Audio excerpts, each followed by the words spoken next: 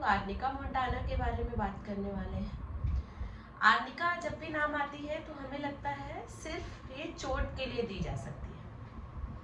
ये ठीक है कि ये चोट के लिए यूजफुल है, इसका मतलब ये नहीं है इसके अलावा किसी कंडीशन में एप्लीकेबल नहीं है।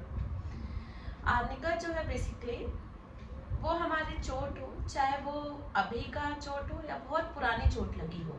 मतलब जैसे अभी मैं कोई रोड पे जा रहा था, उसका एक्सीडेंट हुआ या गिर गया, उसकी वजह से जो चोट आई हो, या फिर आज से 2 साल पहले 10 साल पहले किसी को कोई चोट आई हो जिसकी वजह से अभी दर्द देखने को मिल रहा हो, बहुत ज़्यादा पेनफुल हो, उस कंडीशन में आर्निका हमारी सुटेबल है। उसके अलावा हम किस कंडीशन में दे सकते हैं? अगर कोई पर्सन है वो ऐसा बोलता है कि अगर मैं कहीं पे भी लेटता हूँ, एवरीथिंग मतलब कोई भी चीज़, बेड हो, जमीन हो, गद्दा हो, किसी भी जगह, लेकिन वो बहुत ज़्यादा उसको ऐसा लगता है कि किसी कठोर चीज़ में लेट गया, जैसे पत्थर में लेट गया हो, अगर ऐसी फीलिंग आती है तो भी आप आर्निका के बारे में सोच सकते हैं। इसके अलावा आर्निका का जो पेशेंट होगा उसके जो मसल्स होंगे बहुत ज़्यादा रिजिड होंगे और जो हेयर होंगे बहुत ज़्यादा ब्लैक देखने को मिलेंगे। उसके बाद जो हेड होता है ना हमारा, एकदम हॉट होगा और बॉडी बहुत ज़्यादा कोल्ड देखने को मिलेगी, तो भी आप आर्निका के बारे में सोच सकते हैं। और अगर कोई पर्सन है उसके आई में कभी चोट लगी थी, ठीक है, उसकी वजह से क्या हुआ, रेटिना में हेमरेज हो गया, रेटिनल हेमरेज हुआ, तब भी आप आर्निका के बारे में सोच सकते हैं। इसके अलावा क्या होता है, अगर किसी को डिप्लोपिया देखने को मिल रहा, मतलब ये एक ऑब्जेक्ट है वो डबल देखने को मिल रहा है, ये है ये ऐसा प्रेजेंटेशन, अगर उसको एक ऑब्जेक्ट 2 देखने को मिल रहा हो, या बहुत टाइम तक किसी एक चीज पे अगर कंसंट्रेशन करता है, या कोई भी हैवी वर्क करता है जिसमें आई का बहुत ज्यादा इन्वॉल्वमेंट है, जैसे हमारी पढ़ाई हो गई, कढ़ाई हो गई, बुनाई हो गई, अगर ऐसा कोई काम करता है उसके बाद आई में बहुत ज़्यादा स्ट्रेनिंग होती है, इतना ज़्यादा तकलीफ होता है कि पर्सन आंख बंद भी नहीं करना चाहता कि उसकी तकलीफ बढ़ जाएंगी, अगर ऐसा प्रेजेंटेशन है तब भी आप आर्निका के बारे में सोच सकते हैं। ऐसा लगता है कि कोई भी चीज़ जो है ना मूव करे, जैसे एक ऑब्जेक्ट है ऐसे रखा हुआ है लेकिन उसको ऐसा दिख रहा जैसे ऑब्जेक्ट मूव कर रहा है, जैसे मैं हाथ जा रहा देख रहे हैं मूव कर रहा, ऐसा प्रेजेंटेशन देखने को मिल रहा, आंख बंद नहीं कर रहा, और अगर गलती से आंख बंद कर ले, जैसे मैंने अभी क्लोज किया, तो ऐसा लगता है जैसे कि उसे चक्कर आ रहे हो। अगर ऐसा आई का प्रेजेंटेशन हो तो आप आर्निका के बारे में सोच सकते हैं।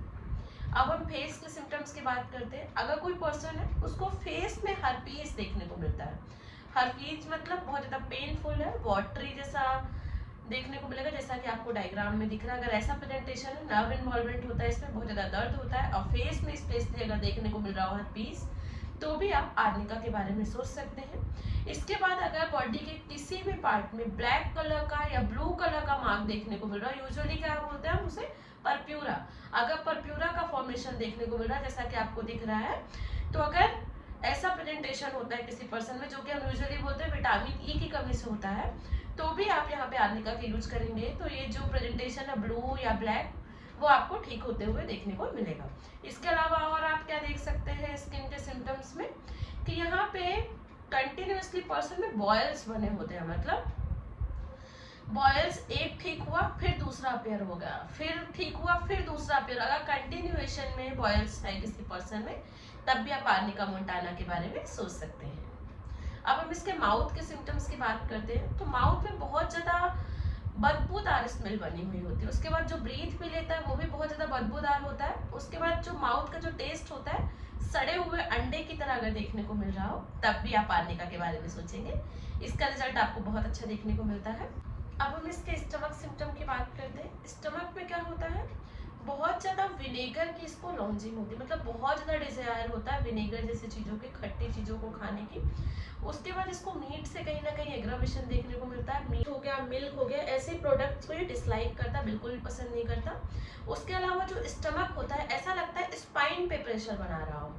अगर कोई पर्सन है ऐसा बोलता है कि मेरा जो स्टमक है ऐसा लगता है रीढ़ की हड्डियों की तरफ जा रहा है, उसकी वजह से अगर दबाव फील करता हो पर्सन, और जो गैस होती है वो ऊपर की तरफ भी जाती हो, मतलब क्या होता है, कई बार आप देखते हैं, बोलते हैं बहुत सारे लोग कि मुझे ऐसा लगता है कि भारी भारी सपन ऊपर की तरफ आ रहा है, कई बार बहुत ज़्यादा इरेक्टेशन के रूप में गैस बाहर निकलती है, कई बार फ्लैटस के रूप में बाहर निकलती है, लेकिन आर्निका जो है ऊपर की तरफ भी गैस जा रही है और नीचे की तरफ भी अगर जा रही है तो आप आर्निका के बारे में सोच सकते हैं। इसका रिजल्ट बहुत अच्छा देखने को मिलता है। इसके बाद जो इसकी वोमिटिंग होती है वो भी बहुत ज़्यादा फिटेड होती है, मतलब बहुत ज़्यादा बदबूदार, जैसे सड़ा हुआ होता है ना, वैसी अगर उल्टी हो रही हो, उल्टी करने के बाद पर्सन को ऐसा लग रहा हो छी जैसे मैंने कोई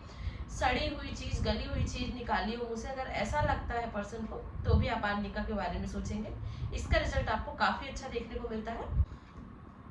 अब हम इसके स्टूल के सिम्टम्स की बात करते हैं। तो स्टूल में क्या देखने को मिलता है कि अगर कोई पर्सन है डायरिया हो रहा है, यूजुअली हम डायरिया क्या देखते हैं कि बहुत ही ईजिली पास आउट हो जाता है, कोई भी मेहनत नहीं लगती। जब भी लूज मोशंस होते हैं, पतली लेटरिंग होती है, तो क्या होता है बहुत ईजिली पास आउट हो जाता है। बट जो आर्निका का पर्सन होता है उसको अगर डायरिया हो रहा है तो बहुत ज़्यादा टेनिसनेस हो रहा है, क्या हो रहा है पेट जो है उसमें बहुत ज़्यादा मरोड़ जैसा देखने को मिल रहा है, उसके साथ बहुत ज़्यादा स्ट्रेनिंग लग रही है, पर्सन को बहुत ज़्यादा मेहनत करनी पड़ रही है, उसके बाद स्टूल पास आउट हो रहा है। स्टूल ब्राउन कलर का है, प्यूट्रिड है और अनैच्छिक रूप से पास हो जा रहा है, जैसे उसका स्टूल हो गया है, उसको कई बार क्या होता है सोते समय भी स्टूल हो गया और पर्सन को पता ही नहीं चला, और कई बार बहुत ज़्यादा मेहनत हो रहा। और एक सिम्टम बहुत कॉमन है यहाँ पे कि जितनी बार भी उसको डायरिया होगा, जितनी बार भी पतली लेटरिंग होगी उसको, उतनी बार पर्सन बेड में जाके सो जाएगा। सोने का रीज़न क्या है, इतनी ज़्यादा मेहनत लग रही है उसको स्टूल पास आउट करने में कि पर्सन बहुत ज़्यादा थक जा रहा है, उसके जैसे अगर सोने के सिम्टम्स देखने को मिल रहे हैं, बहुत ज़्यादा वीकनेस सा फील हो रहा हो, तब भी आप आर्निका के बारे में सोच सकते हैं। तो यहाँ पे आप देख सकते हैं कि अगर कोई छोटा बच्चा है उसको डायरिया हो रहा है, डायरिया यूजुअली दांत आते समय भी हो सकता है, या बच्चे कुछ ऐसा खा लेते हैं उसकी वजह से अगर डायरिया हो रहा हो जो डाइजेस्ट नहीं कर पाते, और उसके बाद देखते हैं कि बच्चा जितनी बार डायरिया कर रहा है उसके बाद तुरंत सो जा रहा है, तो भी आप आर्निका के बारे में सोच सकते हैं। इसका रिजल्ट आपको काफ़ी अच्छा देखने को मिलता है। इसके साथ आप एक और सिम्टम भी देख सकते हैं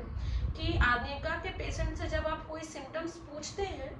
तो वो उसका आंसर पूरा देता है, जैसे कब से हो रहा है आपको डायरिया, तो वो बोलेगा हाँ मुझे 2 दिन से डायरिया हो रहा है। उसके बाद क्या होगा, वो अनकॉन्शियस स्टेट में चला जाएगा, मदहोशी की स्टेट में चला जाता है, मतलब उसको कोई होश ही नहीं रहता। अगर ऐसा प्रेजेंटेशन हो रहा है किसी के साथ, तब भी आप आर्निका के बारे में सोच सकते हैं। इसका रिजल्ट काफ़ी अच्छा देखने को मिलता है। अब हम यूरिन सिम्टम की बात करते हैं। तो यूरिन क्या हो गया, बहुत ज़्यादा पेनफुल यूरिनेशन देखने को मिल रहा हो, मतलब जब यूरिन पास आउट करता हो, तो जैसे नॉर्मल पर्सन अगर यूरिन पास आउट करता है तो उसको पता भी नहीं चलता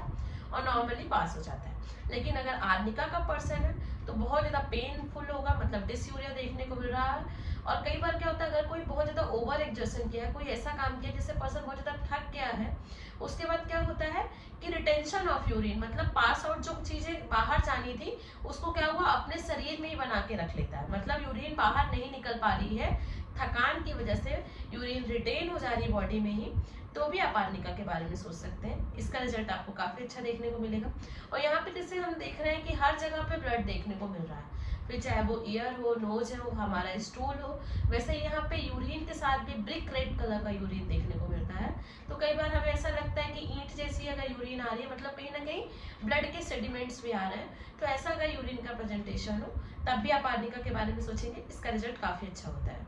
अब हम फीमेल्स में देखते हैं कि हम आर्निका को कैसे यूज कर सकते हैं। अगर कोई फीमेल्स है, उसको लेबर के समय, मतलब जिस समय डिलीवरी हो रही थी उस समय कोई ब्रूशेस आ गए हैं, कोई पार्ट छिल गया है। मेरी गायनिकोलॉजिस्ट एक डॉक्टर है यहाँ पे मेरी नोन, मैंने उनके क्लिनिक में देखा कि वो जब भी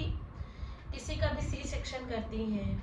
या फिर अगर डिलीवरी के समय कोई भी स्ट्रेन हो गया और ब्रूसेस अगर फॉर्म हो गए हो, तो वो आर्निका का यूज करती हैं। जब मैंने उनसे बात की कि आप ऐसा क्यों करती हैं, तो उन्होंने कहा कि रिकवरी फास्ट हो जाती है। तो हम इससे सोच सकते हैं कि अगर किसी को किसी तरह की सेप्टिक कंडीशन हो रही हो आफ्टर डिलीवरी, या किसी भी चोट के बाद सेप्टिक कंडीशन देखने को मिल रही हो, तो आप आर्निका के बारे में सोच सकते हैं। या अगर डिलीवरी के समय कोई ब्रोसेस हो गया हो, कोई पेनफुल कंडीशन बनी हो, उस समय भी आप आर्निका दे सकते हैं। इसका रिजल्ट आपको काफ़ी अच्छा देखने को मिलता है। हम इसकी मोडालिटीज़ की बात करते हैं कि इस मोडालिटीज़ में भी किस चीज़ों से इसकी कंडीशन वॉर्स हो जाती है। तो जैसे टच से, टच का भी आप ऐसे समझ सकते हैं कि इसको हर जगह पे चोट है, तो टच से कहीं ना कहीं, वाइन से इसको दिक्कत होती है, और इसको ना हेड लो करके सोने से, जैसे कई लोग तकिया लेते हैं और कई लोग अपना गद्दा भी हटा के हेड रखते हैं, तो आर्निका का जो पर्सन होगा गद्दा हटा के अपना सर रखेगा तो उसको आराम लगता है, लाइंग डाउन से भी उसको अच्छा लगता है। आई होप ये वीडियो आपके लिए यूजफुल होगी। अगर आप मुझसे ट्रीटमेंट लेना चाहते हैं तो आप मुझे कांटेक्ट कर सकते हैं 7415107494 पे। आप मुझे व्हाट्सएप पे मैसेज भी कर सकते हैं। Thank you for watching.